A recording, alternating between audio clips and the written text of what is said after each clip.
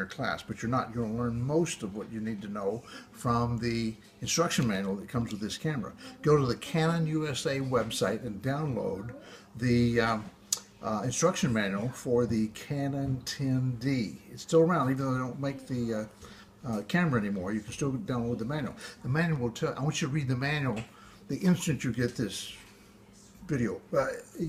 You can. It's nice to be able to read it while you've got the camera in your hand and you're holding it, but it's essential. You have to read the whole manual, even though it may not seem like it. You need it at the time. Trust me, you need to know. Okay, here's the back of it. It's got on-off control. Very simple. I have included for you a vertical hand grip. The vertical hand grip works like this. I'm going to show this to Frank too so he knows how to do it. It unscrews, the whole thing comes out, and it has a cap right here for the hand grip that you pull out, and you put it underneath the bottom of the camera. After we stick a battery in there, you stick this like so,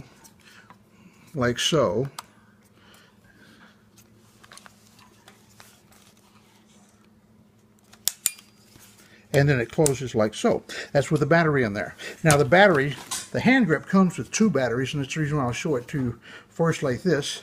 This opens up by just sliding this, it's spring-loaded, to one side, and it's got 2 batteries in there. Both of these are charged, and I have a battery charger for you.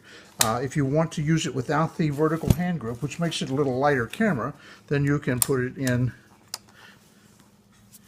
with the contact points down, slide it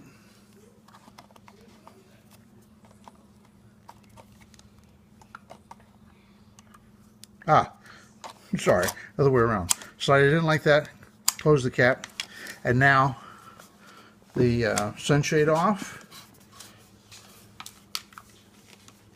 This is just for storage, sunshade in this direction. Lens cap off. I'll just drop that down.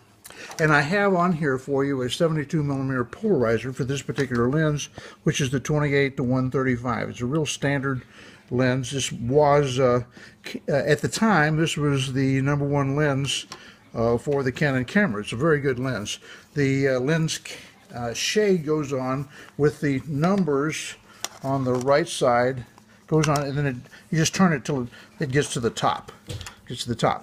Okay, now you turn the camera on right here, switch on, and you can see that these numbers light up, showing that they're on. Here's the little light. It just stays on for a few seconds in order to let you adjust the camera. You'll always want to keep the program at either TV or AV. I keep mine at TV because it is shutter priority. I like to be able to set the shutter speed and let the lens opening, the iris, go wherever it wants to go. Because I know when I'm shooting, and if I need to shoot something really fast, I need a high shutter speed, etc., etc., etc. So all of your controls for setting the ASA, the shutter speed, are all here, for setting them right here. And then as you shoot, here is the go button. You push it halfway down to adjust your focus. This is automatic and manual focus lens. It's set for AF, autofocus. You can switch it to manual if you want to manually focus, and there are times when you'll want to. I leave it at manual focus most of the time. I also leave the image stabilization on all the time, even though you may not use it. If you hold the shutter release down for half a second, it will it has lenses that counteract each other on the inside of the lens, and they will stabilize your image. Even if you're shaking or if you're in a vehicle or something, it'll still give you a nice steady image. Here is the button to push for the strobe light. In dark places, you'll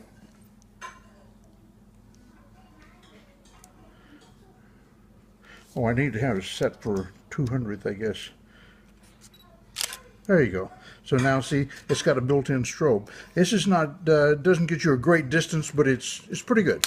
Just push it back down in order to close the strobe setting. All right, now I'm going to show you how to go back to the vertical hand grip. First, turn it off. And also you need to know how to take the lens off. There's the lens releases here on the left side. Push this down and twist until it comes off. The red dot right here mates with the red dot on the front of the camera when you're putting it back on. Like so, and just twist it till it stops and you're ready to go. Always do it with the lens or with the camera off. This is the image delete button. Here's the image, what images we just looked at. I guess this is the picture I just took with the strobe light. And I left some pictures on here from Germany, so you can see what our house looked like day before yesterday. Okay, the learning about the camera is something you need to do by reading the instruction manual. Just to show you what else is in the bag, I have a rear lens cap. Let me set this aside temporarily. I have a rear lens cap for you in case you get another lens. This is a rear lens cap to go on this lens, and this is a camera cap. This goes into the camera cavity created by the lens when you take the lens off. So you can just kind of keep these two together until you need either one of them. Here it's got a polarizing filter on the lens already. I use that for outdoor scenes. It's great for clouds and that sort of thing. And when you don't want a polarizing filter on there, because it does cut down on the light a little bit, here's a UV filter. I take it back. This may be another polarizer.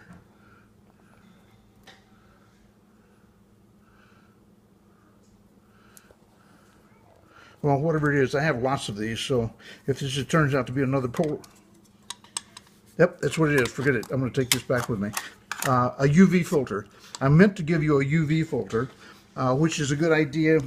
Those are the least expensive of all the filters. I think it's a 77 millimeter. You'll see by looking at the front of the lens. 77 UV filter is important when you don't have any other filter on it because it helps protect the front of the lens. Even though the filter may cost 50 bucks, if a pebble jumps up and breaks the front element of the lens, it's a lot more than $50. So it's a good idea just to protect it. I have in the camera already a 1 gigabyte compact disc card. Here is an additional 4 gigabyte one and an additional 16 gigabyte. I don't use anything but 32s myself now, so these are good for you. Even though the 16 will probably hold 1,500 pictures, maybe 2,000 on it. So this is if you go on a long vacation, you'll have a chance to download them anywhere. It's a good idea to use. Also, there's a image transfer cable. This plugs into the USB port of your computer. This plugs into the side right here of the camera. There's a rubber cap here that covers several. As long as you have enough light here, there's several different caps. I think this is for direct plugging into TV. Maybe this is what that other one is for. This right here plugs into the other end of the USB cable. It's just smaller, so you'll be able to tell which end it is. And the two of these mate them together with the computer. You can download your images onto any computer, preferably the same one all the time. Yeah, battery charger, and in case the two batteries are both charged and both of them will last a long time, but in case you are in the middle of nowhere and you've lost both batteries are discharged, you can remove this piece right here and replace it with this one, which